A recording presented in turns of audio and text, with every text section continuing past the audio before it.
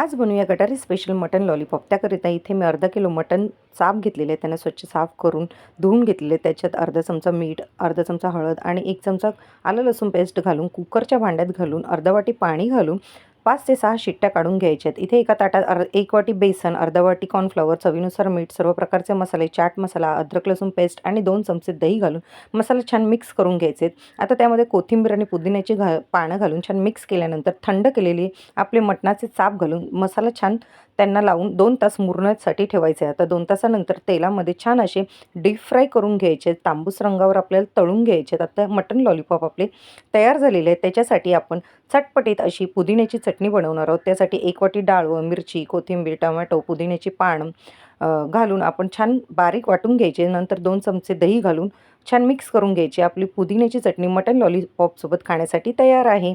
माझे व्हिडिओ आवडत असतील तर मला लाईक, शेअर, सबस्क्राईब करा. थँक्यू.